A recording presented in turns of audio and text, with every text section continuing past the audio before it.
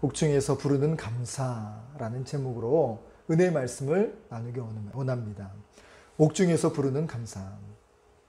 가을은 독서의 계절이라고 하죠. 참 책 읽기 좋은 계절입니다. 또 그래서인지 책을 읽으면 마음의 양식이라고 하고 또 옛부터 검증되어진 이 고전을 통하여서 많은 감동과 영향을 받는다고 합니다. 그런데 책에는 좋은 책이 있고 또 그렇지 않은 책들이 있습니다. 질이 안 좋은 책은 우리의 생각의 질을 많이 떨어뜨리기도 하고 또 그로 인해서 나쁜 영향을 받기도 하죠.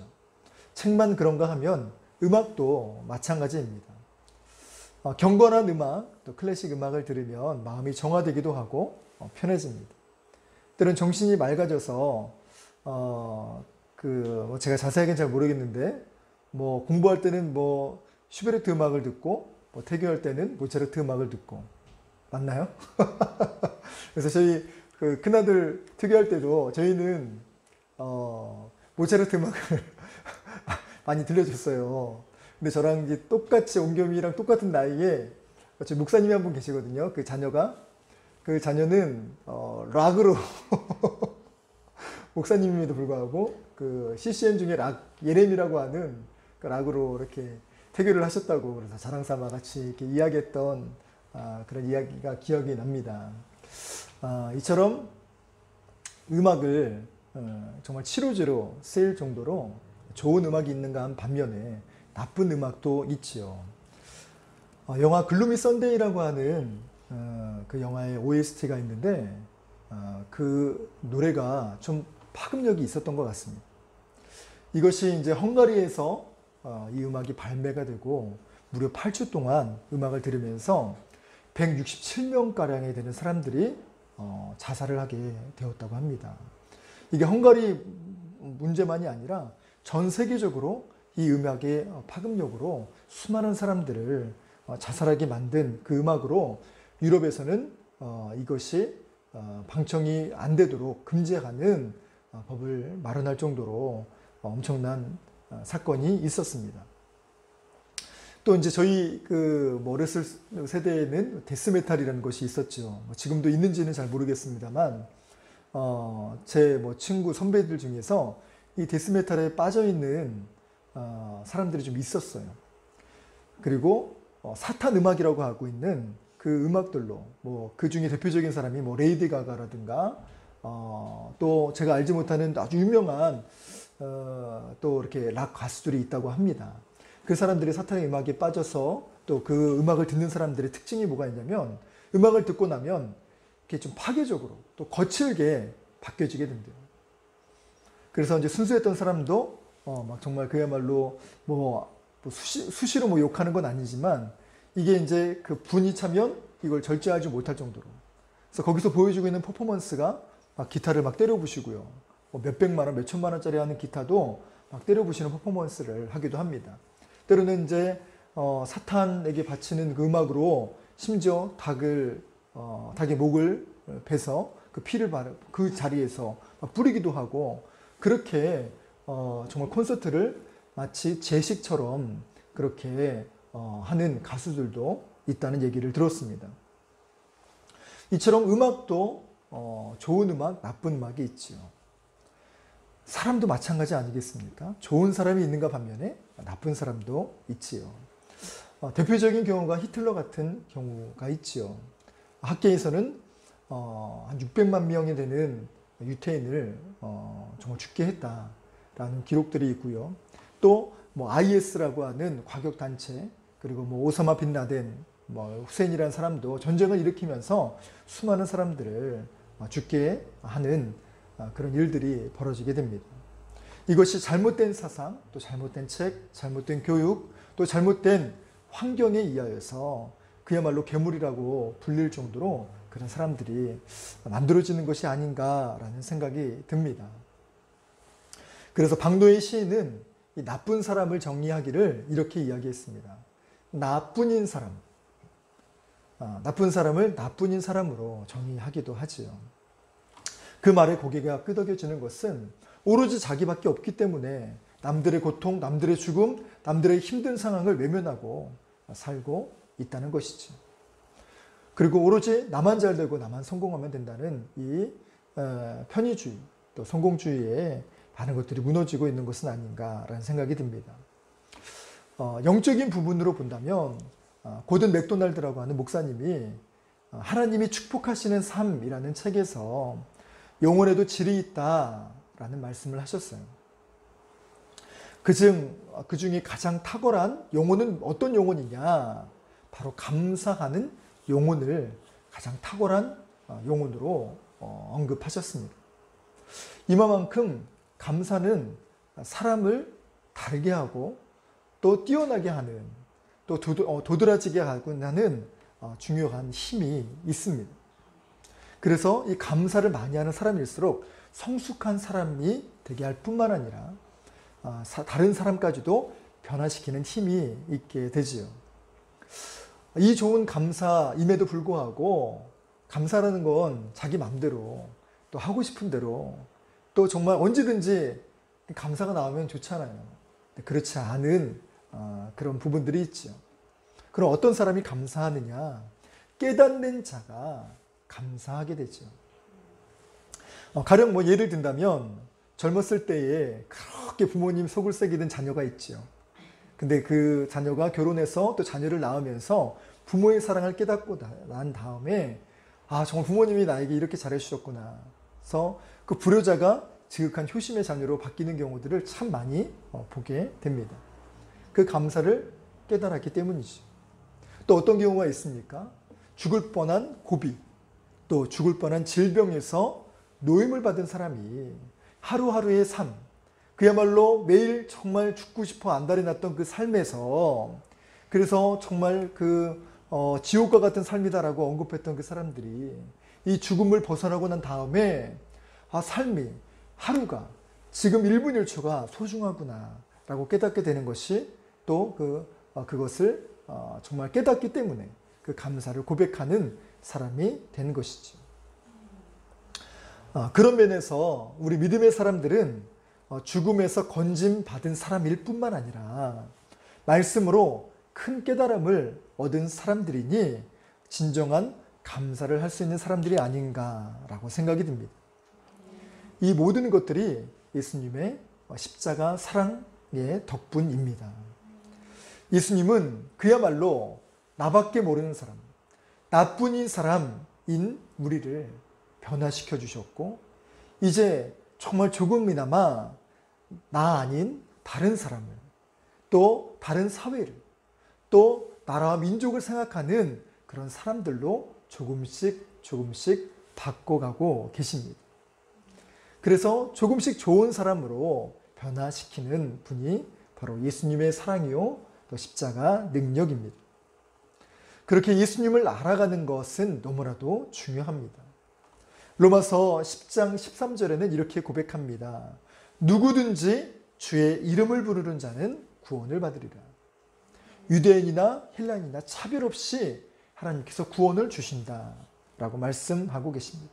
원래 예수님을 좋아라 할 수밖에 없었던 것이 우리 예수님은 차별 없이 대해주신다는 거예요. 너무나도 감사하고 그 정말 놀라운 사랑으로 누구나 동일하게, 아니 오히려 주님만 찾는 사람, 주님께만 매달리는 사람, 이 사람을 하나님이 더 좋아하신다는 것이죠. 저는 이제 오남매 중에 막내로 태어나서 제가 아주 미숙 깊이에는 의지하려고 하는 경향이 조금은 있는 것 같아요. 물론 목회하면서 이게 좀 바뀌긴 했는데, 제 대학 때 고백을 잠깐 한다면, 제가 좋아하는 선배가 있으면 그 좋아하는 선배한테 많이 좀 매달리는 그 성향이 있었나 봐요. 그런데 우리 선배가 지금도 기억해요. 저 이름까지 호명할 수 있는 그 선배가 있는데, 저희 과 선배 중에 그 선배가 저랑 되게 친했는데 어느 한순간 요즘 표현을 한다면 이게 손절한다고 하나요? 거리를 두는 거예요. 왜 그러는가 지금 생각해 보니까, 저도 선배가 돼서 생각해 보니까 야, 참 되게 부담스러운 후배였겠구나 라는 생각이 들어요. 맨날 쫓아다니고 뭐 해달라고 하고 막 그러니까 뭐 어디 가자고 하고 뭐 이건 어떠냐고 묻고 막 이렇게 하는 후배였으니 얼마나 좀 그랬을까라는 생각이 들어요. 물론 하나님 만나기 전의 일입니다. 그런 부분들이 있었다는 것이죠. 그런데 세상 사람들은 의지하면 의지할수록 거추장스럽고 부담스러워하고 거부감을 느끼지만 너무나 신기하게 우리 예수님은 그런 사람을 더 좋아한다는 거예요. 그게 너무너무 감사해서 제 성향이 이제 사람을 의지하지 않고 야 우리 예수님만 의지하면 되는구나. 이게 너무나도 행복했지요. 그리고 그 부분들을 너무 하나님이 어여삐 여기셔서 저는 신학대학을 나오지 않았음에도 불구하고 하나님께서 신학의 길로 불러주신 이유가 바로 그 부분이 아니었을까. 이게 비단 저의 이야기겠습니까? 여러분도 하나님을 정말 의지하신다면 우리 예수님은 더 좋아하시고 기뻐하셔서 여러분들을 걷어먹이실 뿐만 아니라 여러분들에게 정말 여러분들 끼고 살고 뽀뽀하고 이뻐하시는 그 주님의 사랑이 임하게 되실 줄로 믿습니다. 그래서 시편 50편 23절의 말씀을 보면 감사로 제사를 드리는 자가 나를 영화롭게 하나니 그의 행위를 옳게 하는 자에게 내가 하나님의 구원을 보이리라. 이 구절에서 참 은혜가 되는 것이 무엇이냐면 주의 이름을 부르는 자, 주의 이름을 믿는 자에게 구원을 주신다고 말씀하셨는데 이 믿음과 동일 선상에서 나오는 것이 무엇이냐? 바로 감사라는 것입니다. 하나님은 감사하는 자에게 하나님의 영화로움을 보이실 뿐만 아니라 구원을 보이시겠다라는 놀라운 메시지를 전하고 계세요. 이만큼 감사는 여러분 힘이 있고 중요합니다. 감사만 잘해도 그 구원의 능력이 우리에게 미치게 된다는 것입니다. 예수님의 삶의 모습을 보면 이 감사원은 뗄래야 뗄 수 없는 그런 불가분의 관계셨어요. 예수님의 삶과 예수님의 언어에는 늘 감사가 들어가 있으셨습니다. 심지어 끼니로 힘들 그때에 5천 명을 먹이시는 그 기적의 역사는 바로 단촐한 물고기 2마리, 보리떡 5개였습니다. 그 가운데 하나님이 정말 기적을 일으키셨던 그 시작은 바로 감사하셨습니다. 성경은 이를 축사하다라고 기록되어 있지만 이거를 풀이하자면 축복하고 감사의 기도를 드렸다는 것입니다. 이 감사의 능력으로 말미암아 정말 그야말로 5천 명을 다 배불리 먹이고도 남음이 있다라고 성경은 기록하지요.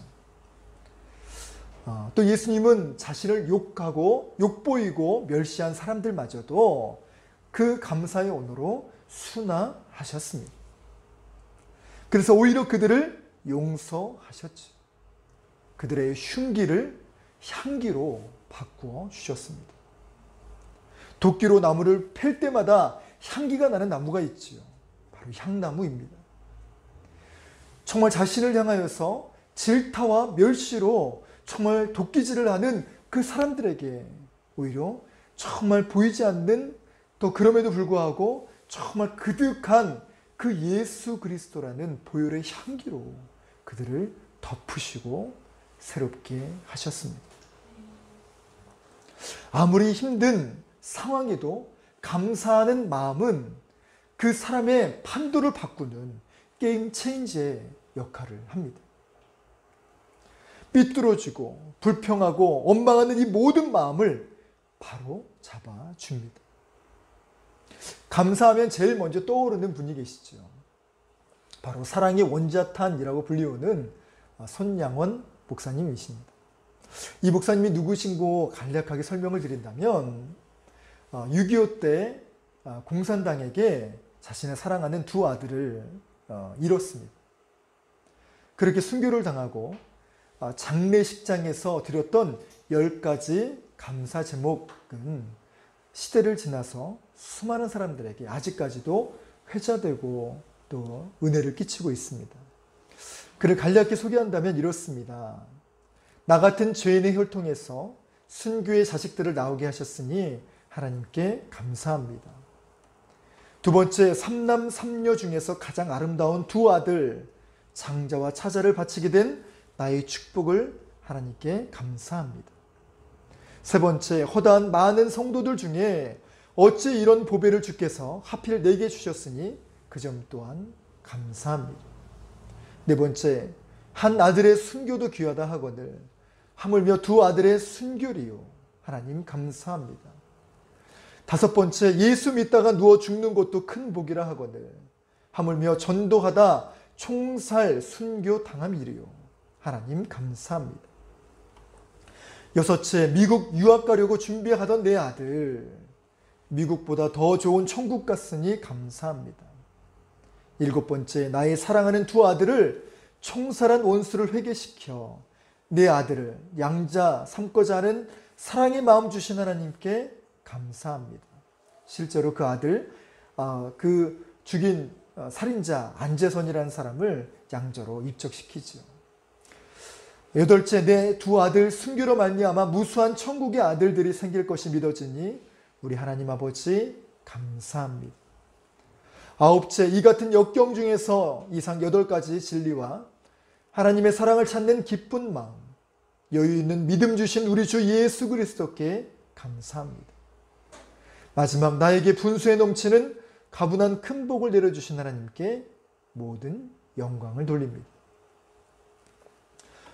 아니, 맨정신으로 살아가기도, 아니 그냥 버텨내기도 힘든 정말 그 상황 아니겠습니까? 두 아들의 죽음을 놓인, 그래서 장례를 하는 이 상황 가운데 어떻게 이런 감사를 할 수 있을까? 너무나 놀라운 것은, 이것은 손양은 목사님의 힘이 아니라 손양은 목사님 가운데 정말 그야말로 그가 감당할 수 없을 정도로 큰 기쁨과 큰 감사와 큰 평안과 이 모든 것을 뛰어넘을 수 있는 힘을 주신 이가 바로 예수 그리스도라는 것입니다. 제가 드리고자 하는 것은, 여러분 이렇게 감사해야 됩니다, 이렇게 해야지만 믿음입니다 라는 말씀을 드리려는 것이 아닙니다. 손양원 목사님이 이렇게 감사할 수 있었던 것은 이보다, 이 고통보다 뛰어넘는 하나님의 사랑과 은혜가 있었기 때문에 가능하다라는 말씀을 드리려는 것입니다. 또 이 감사를 통하여서 정말 삶의 판도를 바꾸는, 그래서 그 여수 지역에 믿음의 판도를 바꿨던 이 게임 체인저의 역할을 이 손양원 목사님이 감당하셨죠. 저는 그와 비교할 수 없을 정도로 아주 소소한 감사의 제목들이 있습니다. 이제 알바를 하며 이제는 조금 적응도 되고 또 때로는 익숙해질만도 할 텐데, 여전히 힘들고 또 여전히 알 수 없는 것이 제 삶들의 연속입니다. 때로는 정말 사람에게 뚜껑이 있다고 한다면 뚜껑이 남아나는 것을 정말 뛰어넘어 폭발할 정도로 될 때가 얼마나 많은지 모릅니다. 그런데 너무 신기한 게, 그 가운데 기도를 해요. 그러면 정말 이 마음속에 들어왔던 이 부글부글하는 그 마음들이 정말 신기하게 감사의 제목들이 보이기 시작해요. 이렇게 해주셔서 감사하고 저렇게 해주셔서 감사하지. 그러면 그 감사를 하다 보면 제 입술이, 이렇게 내려왔던 입술이 정말 이렇게 올라가는 입술로, 또 이 성난 눈매가 다시 정말 순한 눈매로 바뀌어지게 되는 것들을 한두 번 경험하는 것이 아닙니다. 감사에는 이렇게 사람의 마음조차 바뀌게 하는구나. 그래서 정말 분노로 가득 차고 원망으로 가득 차고 불평으로 가득 찬 이 삶의 요소들이, 그래서 바라만 보면 공포물 같고 스릴러물 같았던 이 세상이 주님의 감사가 들어오는 그 순간, 로코, 로맨틱 코미디, 시트콤 또는 드라마가 되는 것을 많이 경험하게 됩니다. 여러분의 삶도 마찬가지라고 생각합니다. 사실 요즘은 그 어느 때보다 감사하기 어려운 때가 요즘 시절이 아닌가 싶습니다. 바로 코로나 때문인데요. 놀랍게도 우리나라 경우 인구 대비 코로나 발병자 수를 이걸 퍼센트로 따져보면 5천만 명이 넘거든요. 그 중에 지금 코로나가 3만 명이 채 되지 않았습니다. 이런 정말 아주 적은 퍼센트, 1%도 아니 0.1%도 되지 않는 이 확률로 전국이 신음하고 있죠. 이것은 질병에 대한 그런 두려움이 아니라 질병 그 다음에 다가오는 보이지 않는 큰 그림자 때문에 사람들이 떨며 두려워하는 것입니다. 자영업자들은요, 매출이 줄어서, 택배 종사자들은 일거리가 너무 많아서 신음하고 있습니다. 생존의 위협을 받을 정도로 어려움을 토로하는 이들이 한둘이 아닌 시대가 바로 지금의 시대이죠. 이럴 때 우리는 어떻게 감사할 수 있을까? 이런 어려움을 겪고 있는 이들에게 어떻게 감사하세요? 라고 종용할 수 있을까?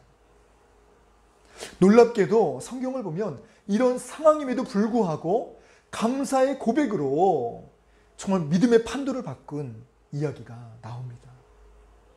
바로 사도 바울입니다. 바울은 복음을 전하다가 옥에 갇히게 됩니다. 죄도 없이 오로지 모함과 미움 때문에 여기까지 끌려오게 된 것이죠. 그럼에도 불구하고 그는 옥중에서도 감사를 고백하는, 또 감사를 권면하는 삶을 살았습니다. 우리의 삶도 보면 어떻게 보면 코로나라는 일로 인하여서 가택연금 수준의 삶을 살고 있지 않습니까? 바울이 드렸던 옥중에서 부르는 감사가 이 코로나라는 이 시대에도 정말 코로나로 인하여서도 부르는 감사의 삶이 우리 삶 가운데도 있어지길 주의 이름으로 간절히 축복합니다. 오늘 본문의 말씀을 간략히 설명해 드린다면 이 골로새서는 바울의 삶 가운데 거의 말년에 쓰여졌던 고백입니다. 그리고 이때의 삶이 얼마나 힘들고 외로웠던지 디모데에게 전하는 편지를 쓸 때에 디모데야 어서 오라, 디모데야 속히 오라 라는 말을 많이 반복할 정도로 바울의 삶은 고독하고 외로웠어요. 그런데 놀라운 것은 이 어려움 속에서도 그의 편지에는 감사의 고백이 넘쳤다는 것입니다. 감사할 수 없는 환경, 상황 그 속에서도 그는 감사했다는 것입니다. 골로새서 1장 3절로 4절에 내가 기도할 때마다 우리 주 아버지께 감사하노라 라고 고백하고, 골로새서 2장 7절 말씀에 믿음에 굳게 서서 감사함을 넘치게 하라. 또 3장 15절에 너희는 또한 감사하는 자가 되라. 16절로 감사하는 마음으로 하나님을 찬양하라. 17절에 그를 힘입어 하나님 아버지께 감사하라. 매 구절마다 감사함으로 깨어있으라라고 바울은 권면하고 있습니다. 바울은 자신만 감사한 것이 아니라 성도들에게도 감사하는 삶을 살라라고 추천하고 있지요. 그 이유가 무엇이었을까요? 사도니까. 아니 이를 다른 말로 오늘의 시대로 얘기하면 목사니까. 아니 이 자리에서는 그냥 그렇게 말할 수밖에 없으니까 그렇게 얘기했을까요? 그렇지 않다고 생각합니다. 여러분, 자녀들에게 또 사랑하는 제자에게는 자신이 살면서 좋은 곳이 있다면 그것을 나누고 전하는 특징이 있죠.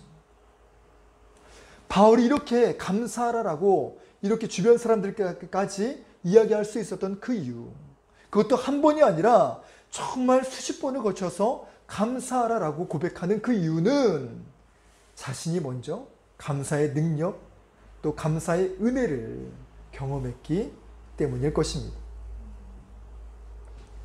차가운 옥중에서 그는 예수님을 바라보았고 또 예수님을 바라보니 주님이 주신 그 은혜와 그 감동, 그래서 손양원 목사님이 감사할 수 없는 그 상황 속에서도 그 감사가 우러나와서 주변 많은 사람들에게 그 영향을 끼치고 눈물을 흘리게 했던 그 힘이 바로 바울에게 있었다는 것이죠. 예수님은 좋은 상황에만 함께 하시고 힘들고 어려울 때는 외면하시며 도망치시는 분이 아닙니다. 어느 한 사람이 꿈을 꿨대요. 그 꿈에 해변이 나왔는데 그 해변에 자기와 예수님이 걷고 있더랍니다. 그래서 자신의 인생의 뒤안길을 돌아보니까 발자국이 찍혀져 있었는데 그 발자국은 자신의 인생을 뜻하죠. 자세히 관찰해 보니까 결정적으로 자신이 가장 힘들 때 발자국이 자신의 발자국밖에 남지 않은 것. 그래서 너무나도 이해가 되지 않고 억울해서 예수님께 여쭈었답니다. 예수님, 제가 가장 힘들 때 예수님 어디 계셨나요? 예수님이 조금은 의아해하면서 또 너그러운 웃음으로 이렇게 대답하셨답니다. 그 발자국은 내 것이 아니라 바로 내 것이란다. 네가 가장 힘들 때 나는 너를 품에 안고 걸었단다. 예수님은 도망가지 않으세요. 또 우리를 피해 또 정말 그야말로 철부지 후배처럼 그렇게 부담스러운 후배가 조른다 할지라도 도망가는 분이 아니시라는 것입니다. 이 능력을 경험한 우리 믿음의 성도들이 고백할 수 있는 것, 이건 바울의 고백만이 아니라 우리의 고백처럼 이 골로새서 2장 6절로 7절의 말씀에 우리도 고백할 수 있게 될 줄로 믿습니다. 우리는 이 고난에 대하여서 이 고난이 왜 생겼고 또 왜 일어났을까를 생각하는 나머지 감사하지 못할 때가 참 많이 있습니다. 예수님은 정말 결정적일 때마다 우리와 함께 하시고 우리를 도와주시지요. 오늘 우리는 추수감사 주일로 예배를 드리고 있는데요. 원래 이 추수감사절은 구약의 수장절에 해당하는 날입니다. 그러나 오늘날의 이 추수감사절의 유래는 바로 미국에서 전래된 것이죠. 바로 미국 선교사님들에 의하여서 전해진 것입니다. 원래 이 추수감사절은 미국에서 시작된 그 유래가 조금은 독특합니다. 원래는 영국에 살던 청교도들이 있었습니다. 이들이 영국 국교회로부터 많은 핍박과 고통을 받게 되었는데 신앙의 자유 하나만을 가지고 이들이 그 땅을 떠나게 됩니다. 그들이 첫 번째 탔던 그 배는 바로 스피드웰이라고 하는 배예요. 근데 이들이 그렇게 기도했고 또 그렇게 간절히 염원했던 그 정말 여행길이었지만 이 배는 중간에 멈춰서게 됩니다. 고장이 나게 된 것이죠. 보통 고장이 나면 포기할 법도 한데 이들은 포기하지 않았습니다. 그래서 이들이 다른 배에 옮겨 타게 되는데 그 배가 그 유명한 메이플라워 홍입니다. 102명이라는 이 적지도 많지도 않은 인원이 그 배에 올라타서 신대륙에 도착하게 되죠. 지금의 뉴 잉글랜드라고 하는 아메리카 대륙입니다. 젖과 꿀이 흐르는 이 땅에서 그들이 잘 살 줄 알았는데 이들은 1년이 채 지나지 않아서 절반이 풍토병과 또 적들의 습격에 죽임을 당하게 됩니다. 또 영양 부족으로도 생을 마감하게 되죠.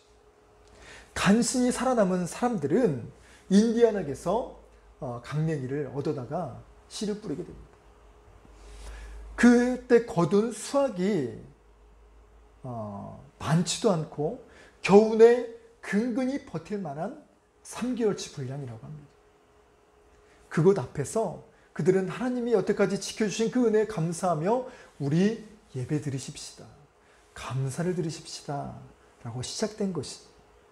그것이 조금씩 미국 전역으로 퍼져나가서 이제 미국 전역의 문화가 되고 전통이 된 추수감사절이 되게 되는 것이죠.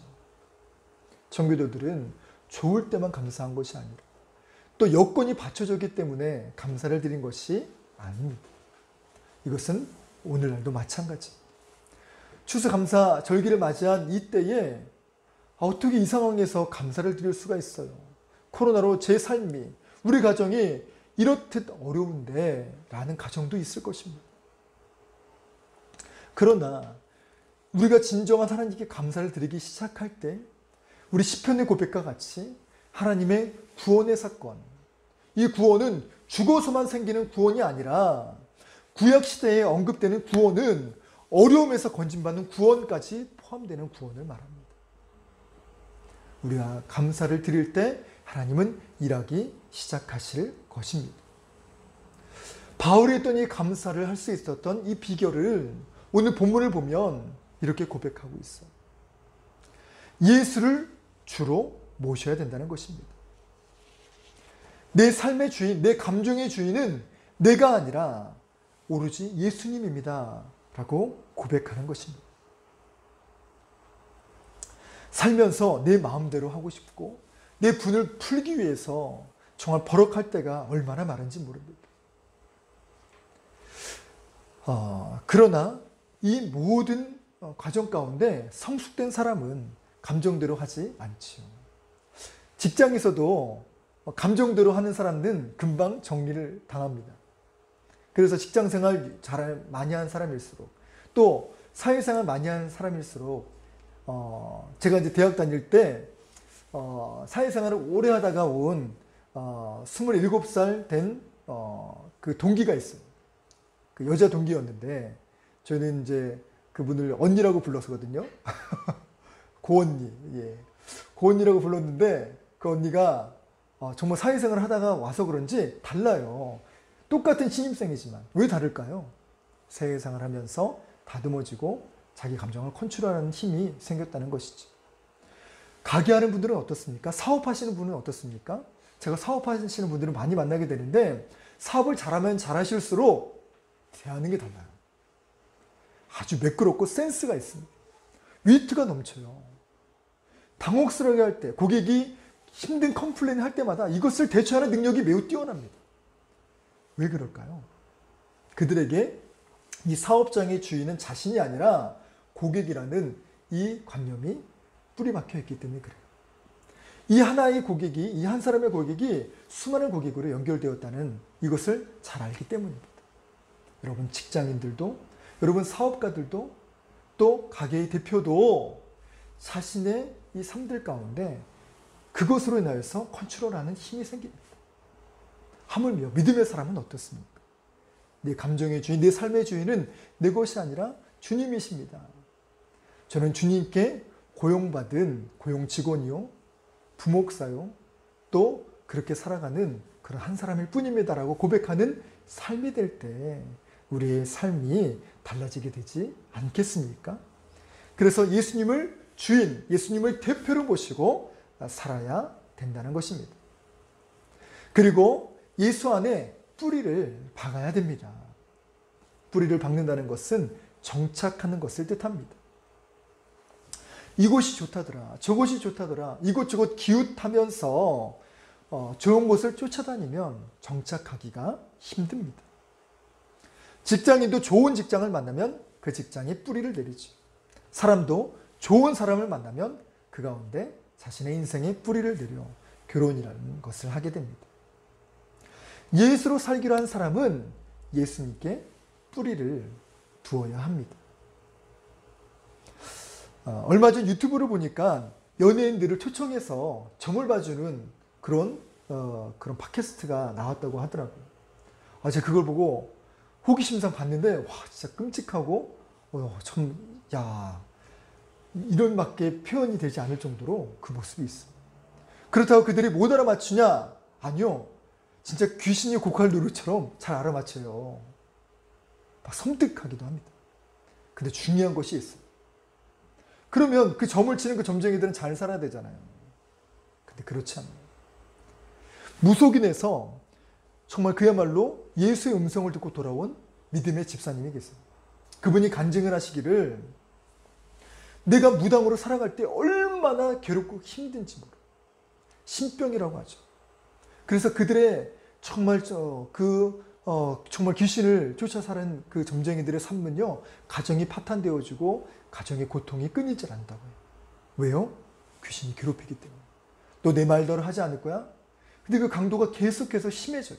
심지어 자살하는 사람도 있어요. 왜요? 귀신이 그렇게 들려주니까.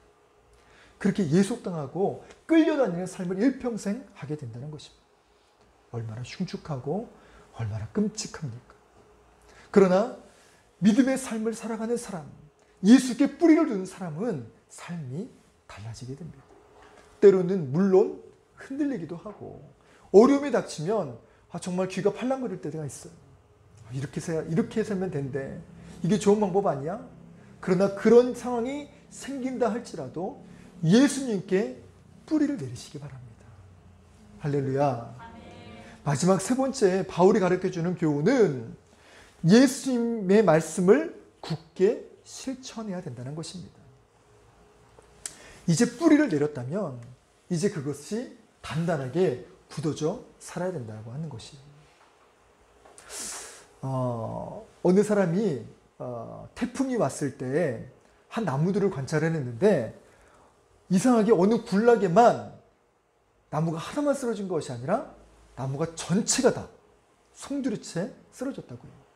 그만큼 태풍이 강력했는가 하면 다른 주변의 나무들은 다 남아 있었대요. 그런데 오로지 그 나무만, 그 군락만 나무가 다 쓰러졌다는 것이 신기했대요. 조사를 해보니까 이 사람이 나무에 씨를 뿌릴 때에 나무들이 건장하게 다 커야지라고 해서 나무끼리 충분한 거리를 두었대요.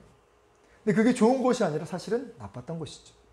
나무들은 물론 너무 촘촘하게 세우면 안 되지만 나무들의 특징이 그 나무 밑으로 들어가서 뿌리들이 서로 연결되어진다고요. 그래서 태풍이나 아주 강력한 그런 정말 힘듦들이 다가온다 할지라도 서로가 땅 밑에서 서로 뿌리를 얽어매고 있다 보니 쓰러지지 않는다는 것이죠. 여러분, 들은 말씀들이 나 혼자만 듣고 또 잃어버리면 쉽게 쓰러질 수 있습니다. 또 신앙생활할 때 정말 나 혼자만 신앙생활하고 그렇게 정말 예배드리고만 가고 교제 없이 가르면 나는 편할 수 있어요. 깔끔하고 쿨하고 좋아 보일 수 있습니다. 그러나 여러분, 교회라는 것은 건물이 아니라 공동체를 상징합니다. 여러분, 장작도요, 하나 불을 붙이는 데는 어렵고 또 불이 붙었다 한들 중간에 이내 꺼지고 맙니다. 그러나 장작 더미들이 있게 되면 거기에 불을 붙이면 끝까지 오래 탈 뿐만 아니라 다 타고 나서도 불씨라는 것이 남아서 나중에 또 다시 불을 붙이면 불이 붙는 놀라운 힘이 있지. 교훈의 말씀을 붙들고 살아가는 굳건해야 되는 그 힘은 바로 공동체에서 나옵니다. 감사하게도 저는 목사로 살고 있습니다. 그러나 목사이기 때문에 믿음이 좋냐? 그렇지 않을 때도 많아요. 저도 똑같이 숨쉬고 똑같이 정말 밥을 먹지 않으면 배가 고픈 사람입니다. 어려움이 닥치면 눈물 흘리고 힘든 사람입니다. 그럼에도 불구하고 너무 감사한 것은 동역자, 함께하는 성도들이 있다는 것입니다. 지금은 코로나 때문에 나눔의 시간들을 갖지 못하고 있지만 때로는 정말 그야말로 우리 밴드에서 또 카톡으로 또 정말 서로 전화통화하면서 우리의 삶들을 나눠요.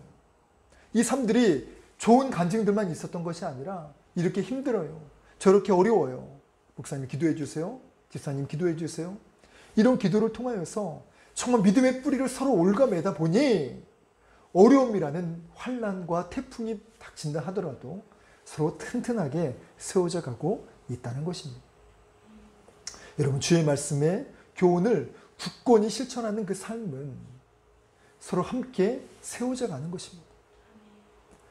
내가 요즘 기도하지 못한다면 정말 그 모습을 보고 다른 이들이 기도로 중보해주고 또 나의 정말 기도로 말미암아 다른 이들을 중보하며 서로 함께 세워져 가는 그 교회. 여기서부터 정말 감사의 능력이 이제 전체로 편만하게 퍼져가게 될 줄로 믿습니다. 혹 지금 내 삶이 감옥에 갇힌 그런 힘든 상황이 있지는 않습니까? 나를 가두는 그 제목이 무엇이든지 어떠하든지 간에 예수님께 뿌리를 내려보시기 바랍니다. 그리고 그 말씀대로 한번 실천해 보시기 원해요. 그리고 그 실천의 삶이 나 혼자만이 아니라 믿음의 동역자들과 함께 그 길을 걸어가 보시기를 바랍니다. 바울이 옥중에서 드렸던 그 옥중에서 불렀던 그 감사의 제목처럼 이 코로나라고 하는 이 옥중에서 부르는 이 감사로 인하여서 게임 체인저, 나를 바꾸고 우리 주변을 바꾸게 되는 놀라운 역사가 임하게 될 줄로 믿습니다. 그 은혜로 살아가시는 저와 우리 히스토리교회 전 성도들이 되시길 주 예수 그리스도의 이름으로 간절히 축원합니다. 제가 잠시 기도하겠습니다.